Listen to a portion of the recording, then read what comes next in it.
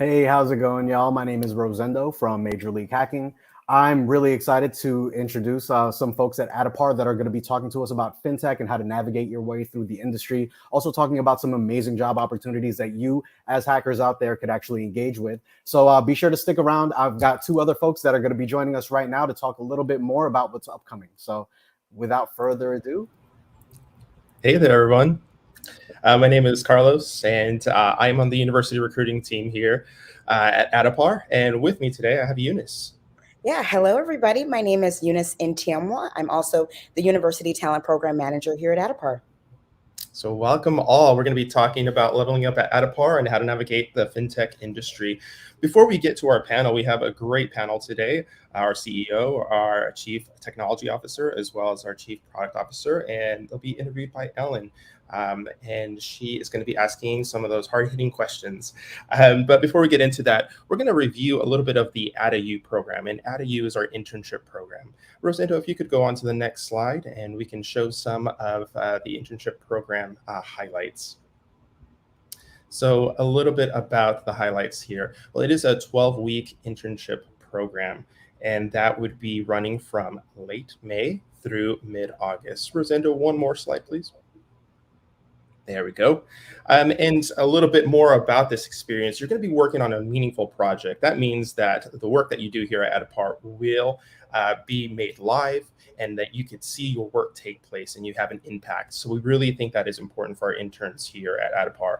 Along with that, you would have support from your manager and a mentor on the team. We are a very collaborative company here at Addepar. And then you also get professional development as well as setting you up for success throughout your 12 weeks here. So we're really excited to hold this in 2022. You also get a home office stipend, a wellness allowance, and competitive pay, and really cool swag. We have some really fun events to go along with that. And out of this past year, we actually hired 61% of our cohort. So we call it backpacks to briefcases, and we are really converting our interns into full-time opportunities here. You can see on the right side, we have some highlighted positions there, a lot of software engineer roles that are going live, and a ton more are coming down the pipeline. So please keep up with us at addepar.com/careers. Next slide. Great. So how can you be a part of this program? Well, we say you need to be going back to school after the experience, and you must be enrolled in school currently. You must be available for those 12 weeks. And on the technical side, we just need you to code.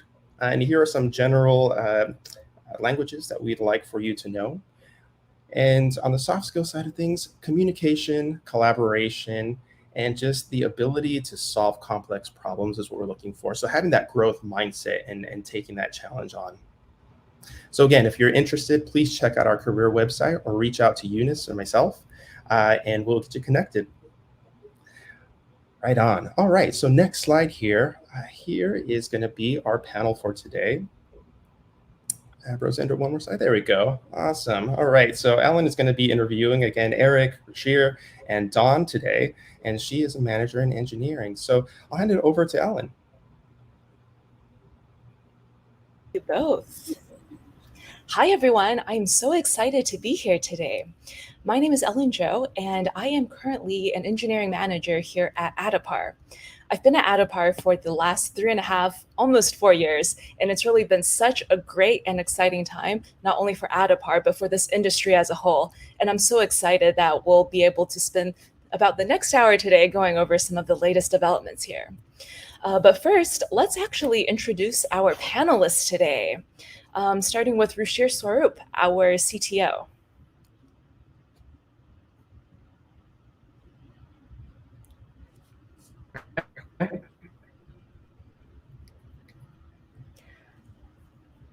I think we might be having some technical difficulties there right now. Let us pivot for a moment, and while we get that figured out, actually start with Dawn, our Chief Product Officer. Hey, everybody. Getting a little bit of echo. As Ellen said, I'm Chief Product Officer here at Addepar. I've been at Addepar for the last 2 years. I've been in the FinTech space, though, my entire career. Prior to Addepar, I spent 23 years at a company called FactSet. So I've been building software and sort of data products for my entire career. Great to have the time together today. Excellent. Thank you, Don. And let us actually pivot back and see if Ruchir's connection is any better. Can you guys hear me? Okay. Yes. Mm-hmm. All right. Perfect.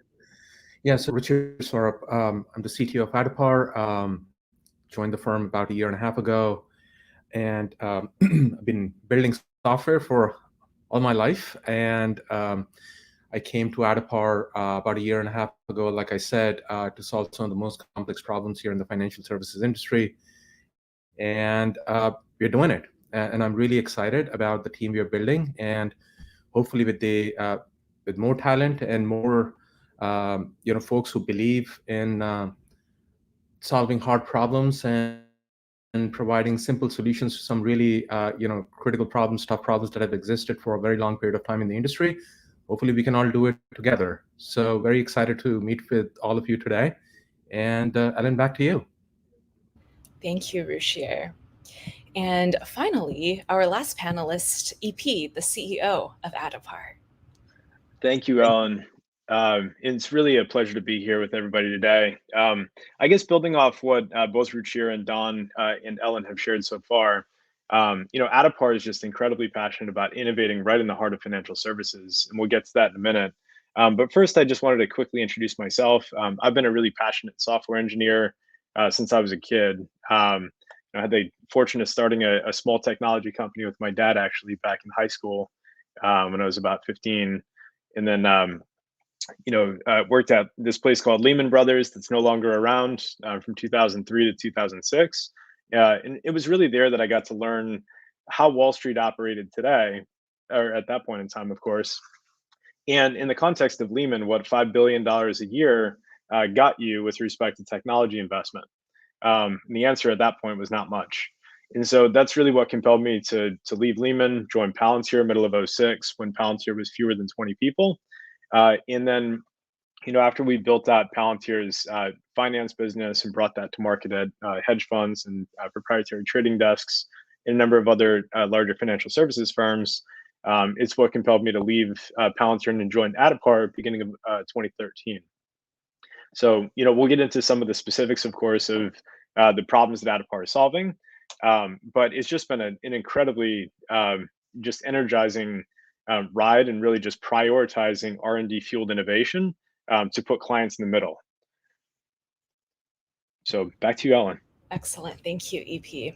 So as everyone can see, we have a very experienced panel here today, and I am very excited to be hearing them share about some of their experiences a bit more. So to get us started, I know we've discussed Addepar a little bit and talked a little bit about FinTech, but EP, can you actually start us off with what is FinTech and why is this industry important?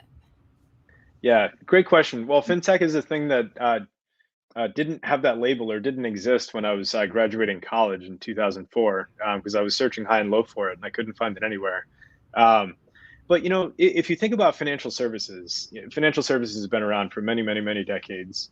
And relative to what's possible today, financial services hadn't been transformed with technology and with data. And so with the advent of anything from cloud-based hosting and being able to bring together data from a million different places, normalize it, aggregate it, validate it, use it for all sorts of different purposes, again, what's possible now just transforms how financial services can create value for clients.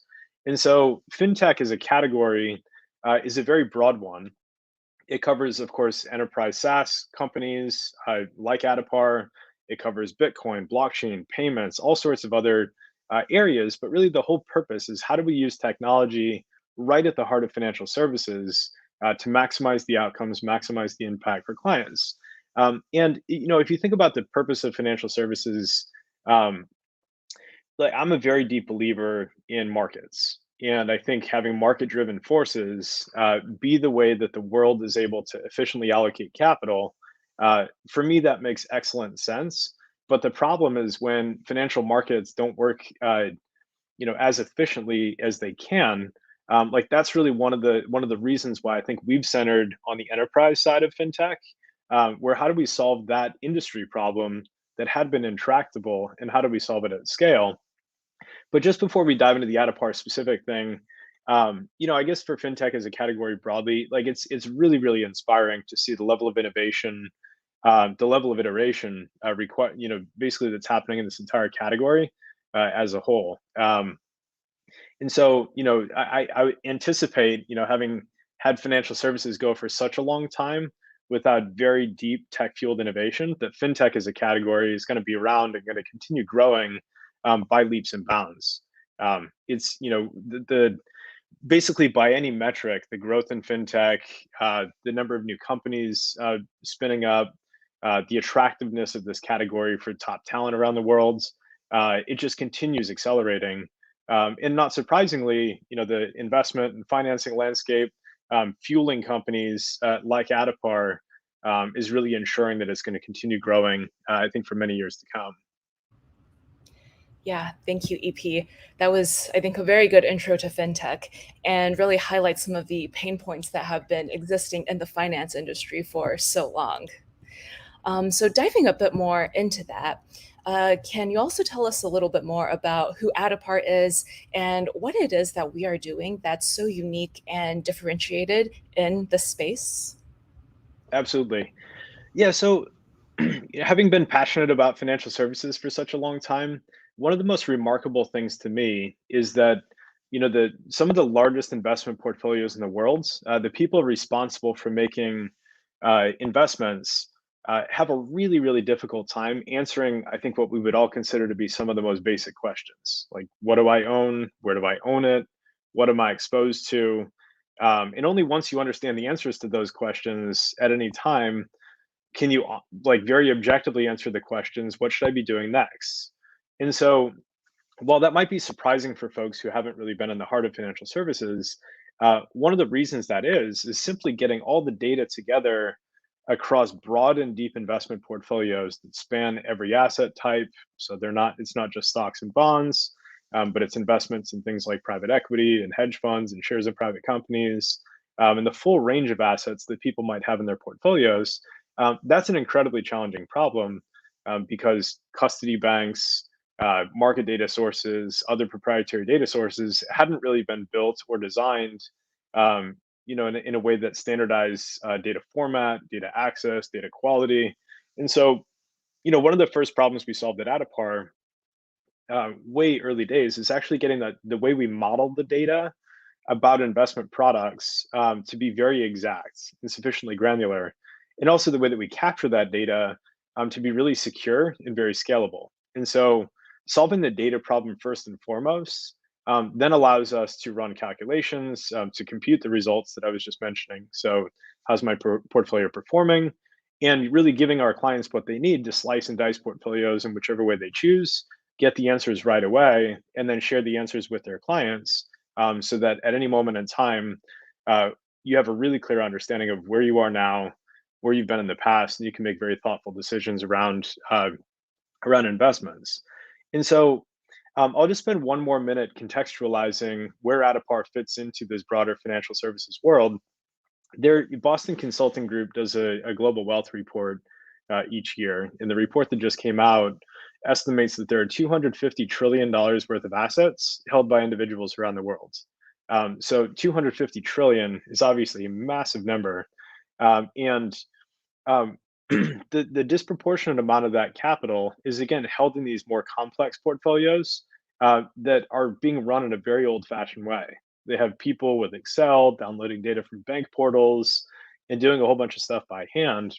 Really, that's where Addepar has been focusing our time and energy to make it so the people responsible and accountable for managing those portfolios can do so in a way that's a lot less risky, a lot more efficient, and yields better client outcomes. So today we've got more than 650 firms we serve. It took us 9 years to get our first $1 trillion of assets on the platform, and we're proud that we were building and innovating along the way. It actually took us only 2 years to get our second trillion on the platform, And then we just added more than $1 trillion of assets in less than 12 months. So today Addepar has 3.1 plus trillion.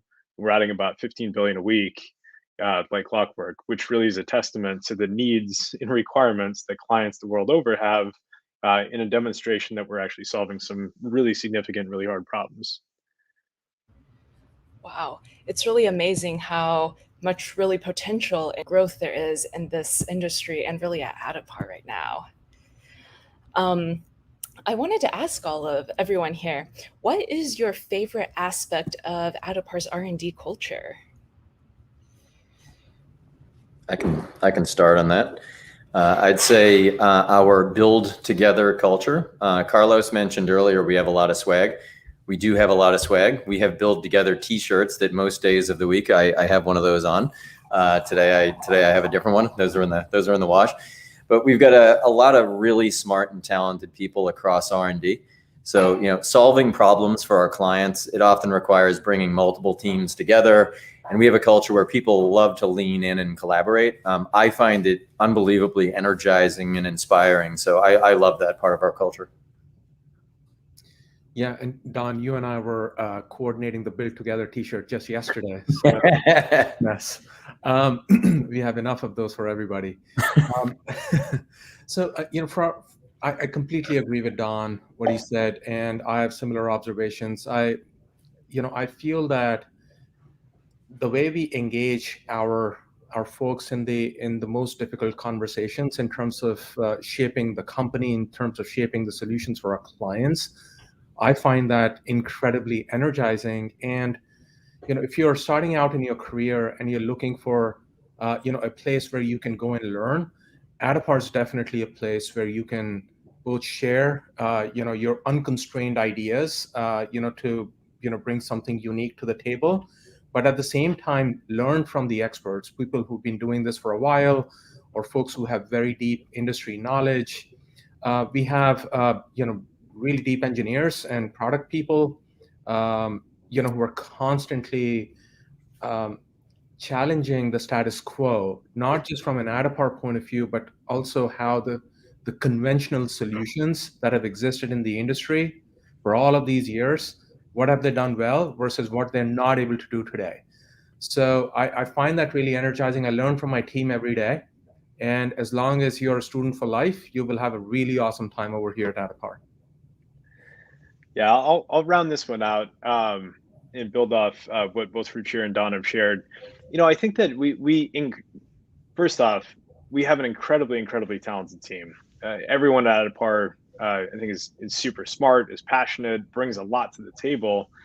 We do a great job working as a team. And so to Don's point about build together, like building on your own is it's all well and good, but when you have an amazing team of cross-functional people who share a common goal, and to Ruchir's point, are just continuing to push the envelope. We like encouraging risk taking. Taking the right types of risks is how you learn. And if some of those risks don't, they manifest in ways that allow us to go back to the drawing board, so be it. That's what innovation looks like. And so one of the, I've been at Addepar now just about 9 years, and one of the most long-lasting traditions we have is hackathons. Just as a demonstration of what our teams are able to create, these hackathons go on for 2 or 3 days, and everyone is encouraged to participate. And the only rule is there are no rules. Just build whatever you want and then share it with your colleagues at the end of it. It's absolutely amazing, just the demonstration of skill and the passion, and also the creativity that these projects and these hackathon presentations yields. Over the course of the last 9 years, many of these projects have actually significantly influenced our product direction, our product roadmap, and have landed and made a massive impact for our clients. So that, just to round it out, that also rounds out our value of best ideas win, and best ideas can come from anywhere. And so I think really just encouraging that creativity, just objectively saying, hey, like this person's perspective on this thing, they uncovered something that maybe we hadn't been thinking about. So let's really tune into that. Let's prioritize it. Let's make moves on it. Thank you, everyone, for sharing your perspective on that. I just want to add that I feel that as Addepar has continued to grow and really face all of the challenges and rise up to meet the challenges in the industry, Addepar has really held onto those core beliefs and parts of culture that are so fundamental to really who we are. And it really is something that that is very pervasive through the company that I think all of our employees here would agree with. Speaking of challenges, though, what would you consider to be the biggest challenges facing the fintech industry right now? And can you also share some ways of what Addepar does to address those? Yeah, I can take that one. So I look at that a couple of ways. The wealth space is super competitive for our clients. So for our clients to be competitive, they need best-in-class tech to attract advisors, and they need to be able to operate their businesses super efficiently. And also the end investors demand best-in-class technology as well. So tech's not a nice to have for our clients, it's an absolute must-have. But as Eric was talking about a few minutes ago, data is at the root of everything. So aggregating, cleaning, and normalizing data at scale globally is hard. But Addepar really excels at it. So, we're continuing to invest and build upon our data platform because that's the foundation of everything. But, with that, Addepar essentially becomes the operating system for all of our clients. And so that data platform sits at the center of our sort of open platform framework. And for our clients to operate their businesses, they need a lot of different workflow solutions that sit on top of that data. So whether that's CRM, portfolio analysis to rebalancing and trading or reporting, it's just a large and complex ecosystem. So we help our clients by both creating best of breed applications to solve those problems, but also integrating with those third-party best of breed applications so we can provide sort of a seamless end-to-end integrated solution for our clients. Because at the end of the day, we're sitting at the center of that, and for them to be able to operate their businesses, that ecosystem of applications needs to all talk together seamlessly. So I'd say that's probably the biggest challenge in what we're focused on solving for our clients. Got it. Thank you for sharing your perspective on that, Don. In that line, for the fintech industry in general, what do you imagine would be the new or emerging technologies that will have the largest impact on this industry in the next 5 to 10 years? I can take that, Ellen. So it's very hard to have that radar and say I'm going to get this 100% right, or anybody can say that. But being in the forefront of some of this innovation that both Eric and Don were talking about, I think we have a pole position, and I think we do have a view of where things are headed and where we can shape things using the client base that we have, the the insights we get from them every day, and just listening to them very carefully, and also paying equal attention to where innovation is at. And I think combining those just gives us a pretty good sense of where we need to innovate and where we need to challenge the status quo, or call it the traditional ways of thinking. So I would say a few things there. One of the things that is going to fundamentally change in the industry is just the way money is managed in the industry, just generally speaking. So the traditional views of like, I would invest in equity markets, I'll invest in bond markets, I'll manage my risk that way. That investor behavior is going to fundamentally change. It's already changing, but it's been changing in portfolios that have been generally managed by, very large investment houses that have access to research or have access to those investment opportunities. What we are going to see is a major commoditization of those opportunities, and those asset classes are going to become mainstream. So why should it be true that only the largest investors in the world can get access to those opportunities? That should not be true.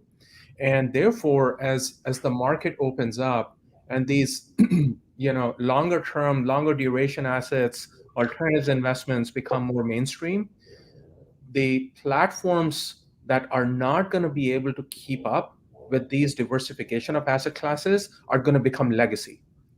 And there is a movement in the bank industry, in the financial services industry, where in my experience, I've never seen so many systems just turn to legacy. So the systems that actually evolve faster, have a sense of, or have design level flexibility, are going to be the ones that be able to evolve, and the others will just die. So that is, I think, going to be the most important macro change that's going to come. It's already happening. It's going to accelerate. The second thing is, in the past, and I used to say this for the longest time, like when I was building software, I would say, yeah, I've got my machine below my desk and it runs this software. It's great. And when I go production, I put this in a data center somewhere and it's all great.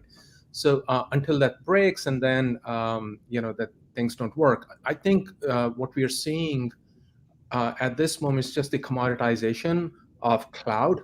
And in the way software is now constructed today, it's designed and built today, it's fundamentally different. What it's actually done to the industry is you don't have to necessarily excel at every single part of that Lego structure. You can build the best system and the best solution for your clients by leveraging the best pieces of tech that exist. So you're essentially crowdsourcing some of the smartest brains in the whole world and bringing all of them to bear as it relates to your specific problem. And at Addepar, we're doing that. And I feel that that is probably one of the main reasons why we've been able to build a platform which is so successful today. And I'm really looking forward to the next generation, or the generations after that, evolutions of Addepar, as we keep embedding all of this best practice, best tech, best industry, architectures within our core stack. Thank you for sharing your thoughts on that, Ruchir.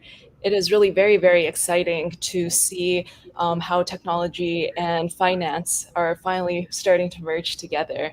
And it's very exciting to see Addepar also at the forefront of that. So I think we've all learned a lot about the FinTech industry. So pivoting to something a little bit lighter here, I know that everyone is gathered here as part of the hackathon. So I was hoping that all of you could share maybe your favorite hackathon project that you have either worked on or maybe seen in the past. Yeah, I'll give a couple examples, just given that I've been part of, but more witnessed many different hackathons during my years here. And I'll give a hat to one of our engineers who just hit his 10-year mark, and not just because of his tenure, but also because of his skill. He's won more hackathons than anybody by a pretty wide margin at Addepar. One of the really cool things about hackathons is, oftentimes there are 20 to 30 different presentations at the end of hackathons, and the presentations and the projects that people choose to prioritize, they're all over the map. And so some noteworthy ones from over the years, like some of them being, a kind of a back-end systems engineer in my prior life. I love the projects that take, for example, data ingestion or compute and make something like, 1,000 times faster. We've had a number of different hackathons, in some winners kind of in that category.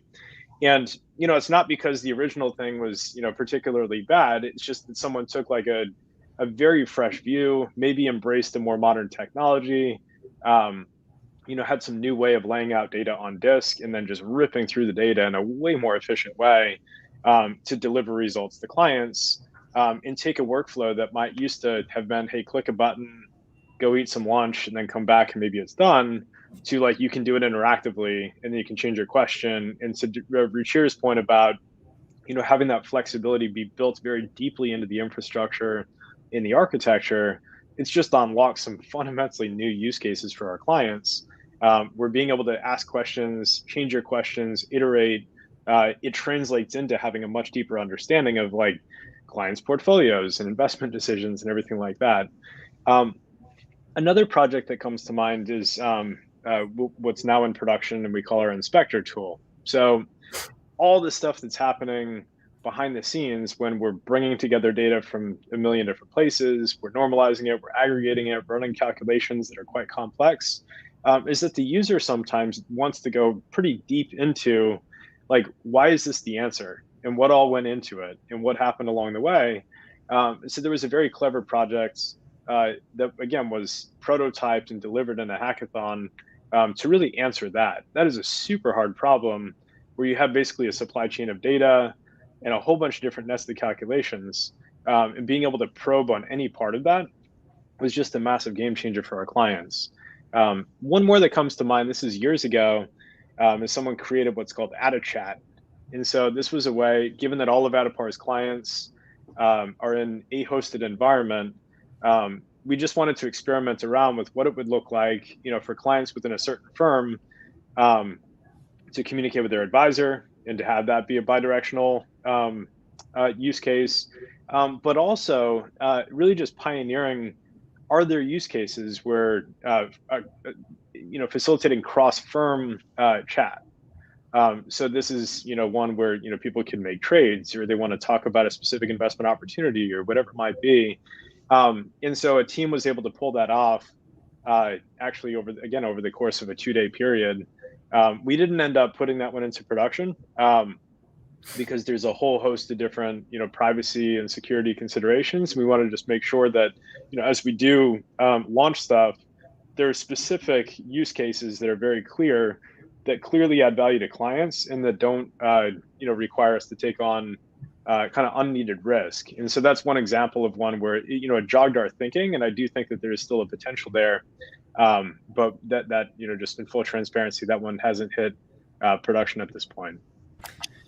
So EP, I'd say you and I are pretty like-minded about some of this stuff. The engineer that Eric is referring to that has won the most hackathons, we have another one coming up soon, and he threw it down recently that he plans to win it again. So I love the competitive nature of it. The trash talking is pretty good. And similarly, I am all about user experience. And to me, the first element of great user experience is speed. So I would say thematically, my favorites over the years have always been focused on how do we make the user experience faster.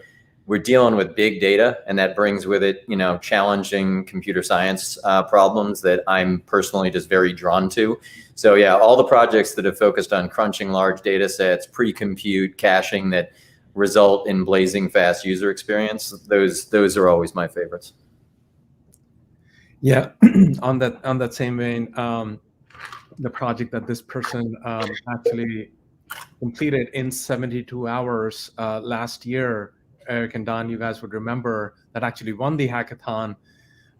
It's just, I think it was the pre-cached views, which would be going actually into proper development in Q4, Q1. Hopefully we'll have that as a real product.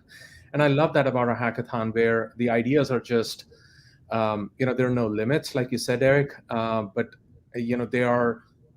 they get to a point in evolution so quickly that you can really start seeing the impact of those on real client problems. And therefore it's like, why wouldn't we do it? Of course we have to do it. And it becomes an easier decision when it comes time to making prioritization decisions, say, what are we actually going to focus on? So I'm looking forward to that pre-cached views going into production pretty soon, actually.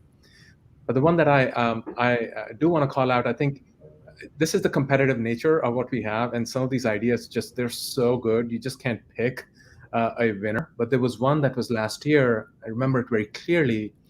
And I was blown away. It was my first hackathon here. As I was listening to all of these great things, there was a team that actually built a really interesting machine learning based algorithm on top of all of this data that we receive in the company, and being able to process 100x the volume based on our knowledge of these data feeds or these data sets that actually come in from hundreds of different banks every single day. And instead of programming every single one of those separately, how can we detect patterns in data and essentially get to a point where the system itself is generating code to deal with anomalies in data. So when you talk about managing very, very large data sets and just immense amount of scale on the platform, I thought that project was incredible. Now it did not win, so that just tells you some of the other stuff was even more impactful probably. but I would love to see that idea also go into production at some point. All of us would. It's really so amazing what people working together can pull together in just 72 hours. And I have to say that for me personally, Hackathon Week is also probably one of my favorite weeks at Addepar. There's just so much energy, there's so much drive, the friendly competition, and all of the ideas that seem to just pop out of nowhere. So I really, really love that week. And I also love how it is just really so deeply entrenched into our culture here. Okay, and I also wanted to ask all of you, who do you look to for inspiration or mentorship? Yeah, I can take a first crack at this one.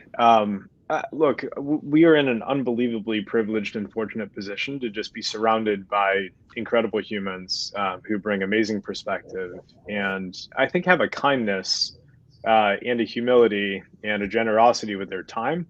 That just like, I guess what I find is there are so many serendipitous times where I'll have something on my mind and I'll just start chatting with somebody. It doesn't really matter who it is, but just the quality of humans we're surrounded by, it turns into just an unbelievably fruitful conversation. And so I guess I find that I because of that, the inspiration aspects is just rampant. And it's everywhere I look. Maybe in a little bit more of a structured way, though, on the mentorship side. I've also just been really fortunate over the course of my career to have really, really exceptional mentors. And Addepar has an amazing board of directors, for example, instead of investors, instead of advisors. And I guess with respect to Addepar's future state, oftentimes I look outside of financial services for inspiration. Because honestly, like, I don't think there have been too many examples of like real moonshot ideas within financial services that have really landed and been massively transformative. There are some, but I do think that those style and type of ideas are more pervasive outside of financial services.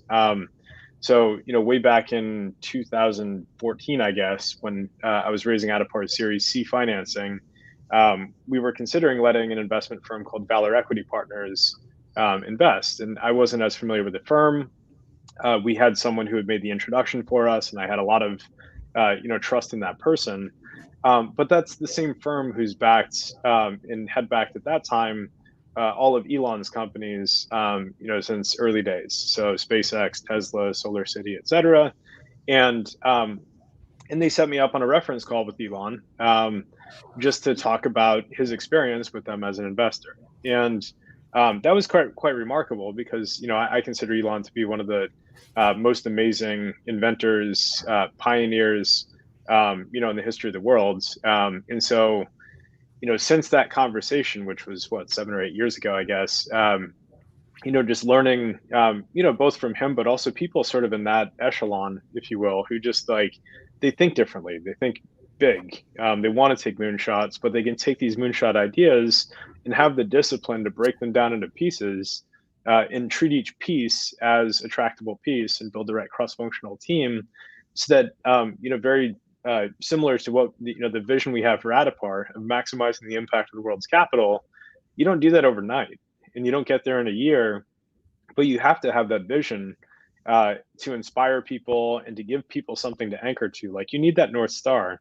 And so I guess what I've found is, like, for my own inspiration in having mentors who have done something incredibly ambitious and just had the wherewithal and had the perseverance and had the grit and had the vision to just keep going. And so, those are, I guess, just a couple thoughts I have on that.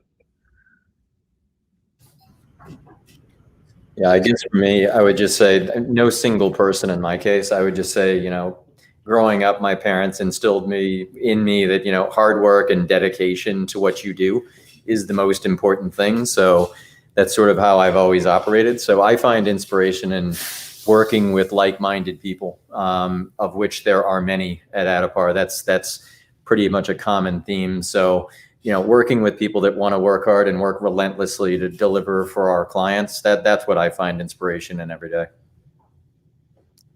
Yeah, I I totally agree with that, Don. I think I think I can speak for all of us here. Our teams, inspire us every day.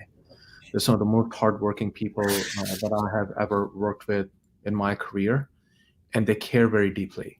If you care, you would do something about it. And that attitude of care for the clients and just the responsibility that we all carry. When you hear these numbers, 3 trillion plus, these are not our assets. This is the trust that our clients have placed in us, and they believe that this platform would actually help them help their clients in the end and achieve prosperity. I mean, money, people say, oh, money has so many different meanings and all of that.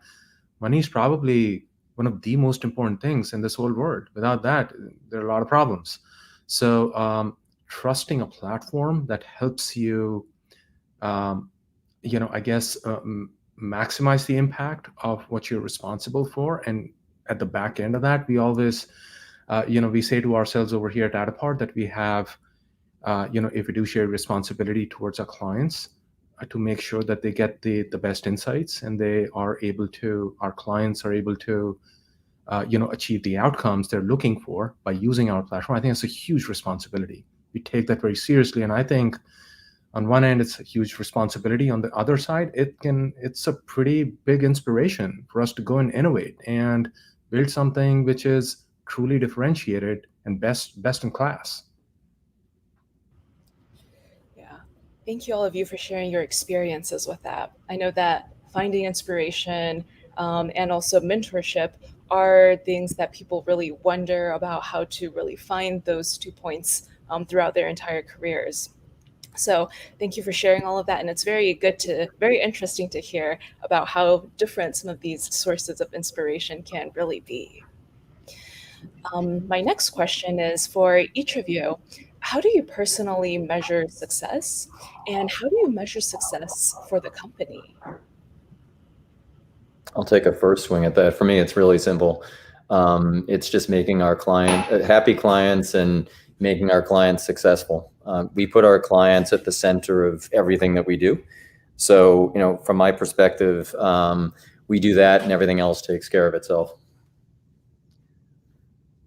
Yeah, and for me, the back of what Don said, the 500 employees and their families, and everyone who's making Addepar successful every single day, their success, our collective success, is what matters in the end, and it's all driven by the clients.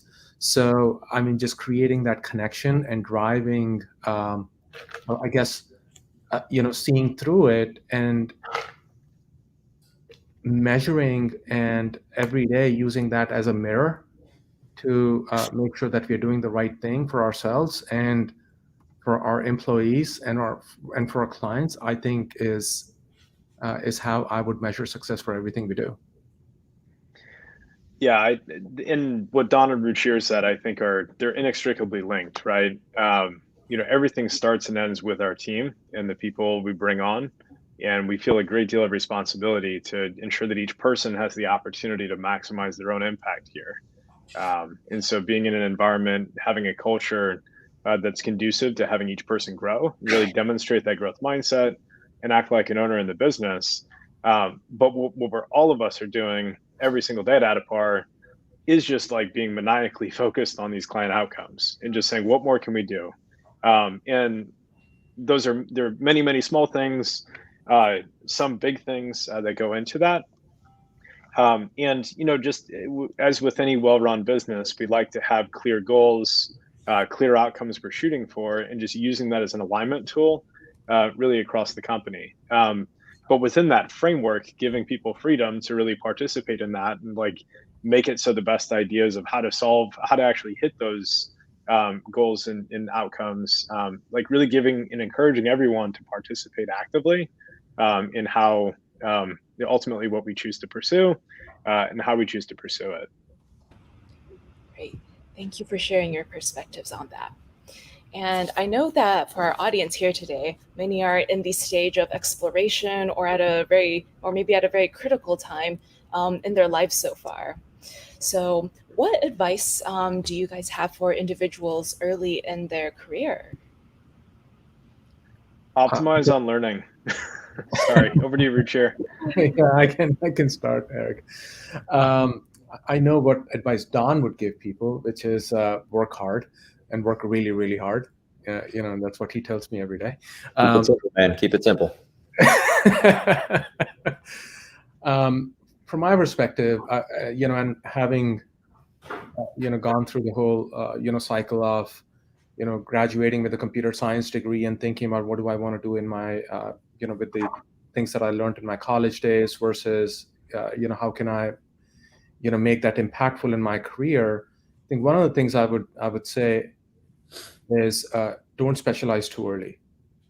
Experience different industries, do different things, write the front end, write the back end, do whatever you need to do, but just experiment, because that experience that you gain by working on different problems in different industries, maybe even, that'll give anyone who's starting off a pretty good foundation. And we all learn through patterns in our life.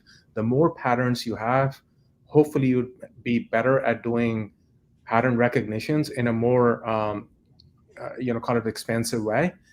So I would advise anyone who's starting out to not specialize too early. Experience.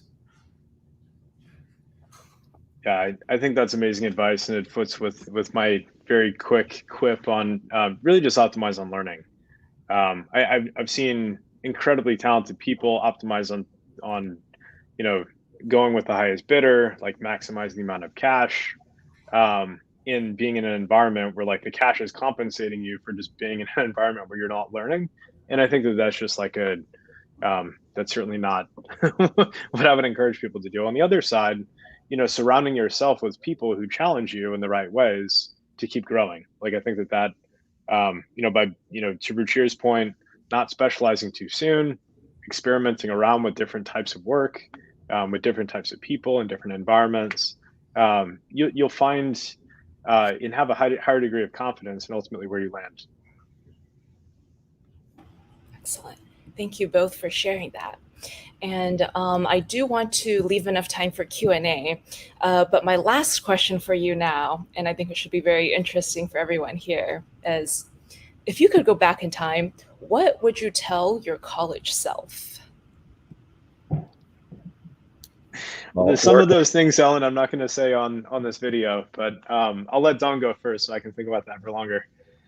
Well, we're sure already hit one of them. Work hard is the first thing. Be humble is the second thing. And I'll echo what Ruchir has said a couple of times. Always be learning. The student for life, I think, is terrific advice that I would give myself if I could go back 20 some odd years.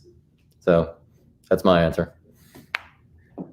Yeah, I'll pick one from there. I think, I would go back and ask myself to be more humble. I think coming out of college, I was like, I'm the best engineer there is. There's no one better than me. I can write the best code there is. I think I should have been more humble than that. But I've seen a lot of things in my life. I think that's what I would tell myself. And maybe, I don't know, on some days I would say you should probably have more fun. And on other days, like, keep a lid, my friend. That's what I would say to myself. Yeah. Ruchir, you just might have been right, though. I think in my experience, you're unbelievably gifted as an engineer as well as a leader. I guess I guess in fairness, I was telling myself this coming out of college, but really make each day, like every day matters. Like make every day count. I think that like you can sort of fall trap and like kind of become a little bit like let sort of patterns take over and let inertia prevail and stuff like that. And I think just like I think every single person, as part of this session today, you can truly do whatever you want with your life. You can do whatever you want with your career. And so having optionality and continuing to be in the driver's seat, and every single day, you should be learning, you should be growing, you should be retrospecting and reflecting, and really just using that to optimize your own path. It just makes, it leads to like for the things you choose to do, you're doing them on purpose. There's some intention. And so you tend to grow more. You tend to be energized more. You tend to be a happier person. People like being around you more because you're happy. And so like, I think just by being in the driver's seat and really being intentional about where you're spending your time, just has all sorts of other knock-on benefits. I wish you guys were there to tell me that when I was in college. Well, thank you for sharing so much about your experiences and your advice. I now actually want to open it up to everyone for any questions you might have. So please go ahead and drop those in the comments section, and we can get started on those. And Ellen, while those are coming in, I have to apologize. I just have to jump a little bit early. So I really enjoyed the session, and I really appreciate everybody's time, and thank you for joining. So I'll jump off now, and I hope everyone has a great weekend. Thank you, Don. It was great having you. Thank you. Bye-bye. Thanks, Don. Excellent. I did see that there was one question that came in earlier. So are we seeking for US and Canadian students only? I imagine this is in regards to our internship program. I mean, I can categorically say that is yes, US, yes, Canadian, but then we just recently opened an office in Edinburgh, and we're working on building an internship program over there. So we're essentially looking for the best talent wherever we can find it. But I would let Carlos provide more insights there. Yeah, you got it. You are right there with me, Rashir. So yes to what you just said. Excellent. Anyone else have any other questions?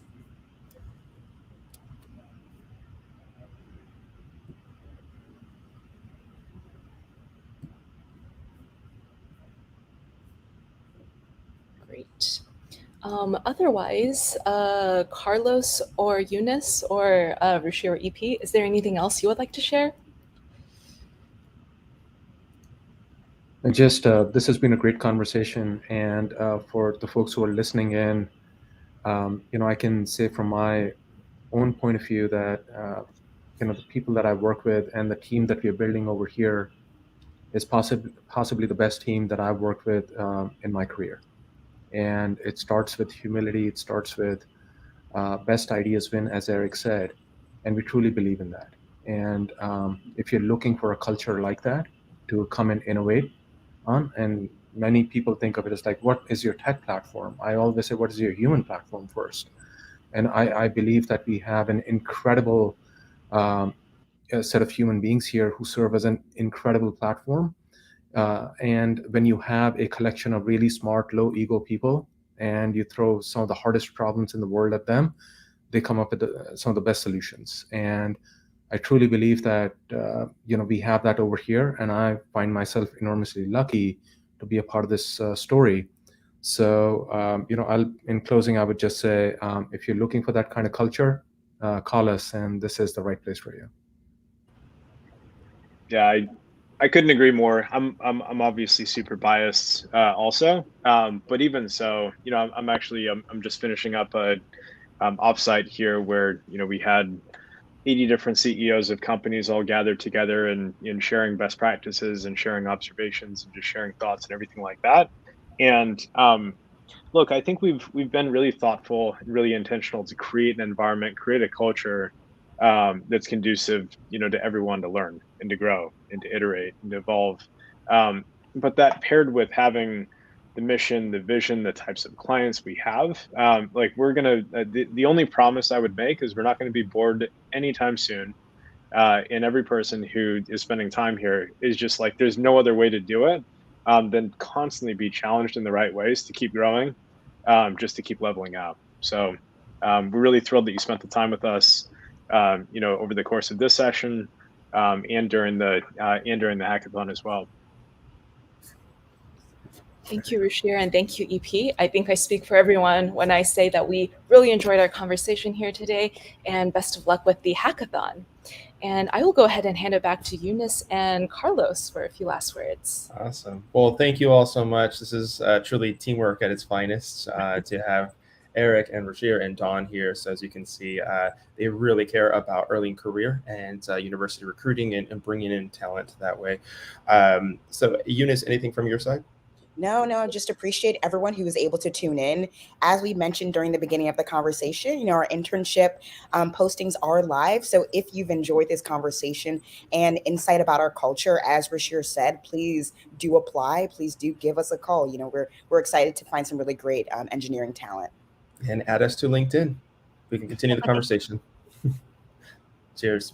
All right. Thank you, everyone. Rosendo, back to you. Great. Thanks so much, y'all. All right. Have a good one.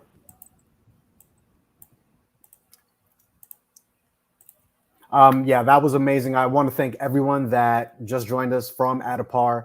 Some major takeaways from my end, always be learning, stay humble, make every day count. I think those are great things to basically bring with you as you progress along your career. So all the folks that are still out there with us, just wanted to give y'all a big shout out for sticking around and watching the Addepar workshop here. Just quick reminder, they do have a prize category ongoing right now at Day-to-Day Grind. So if you are there, working along with any of your teammates, just make sure that you go ahead and submit a project to the Best Financial Data Hack for a chance to win a Nintendo Switch for you and your teammates.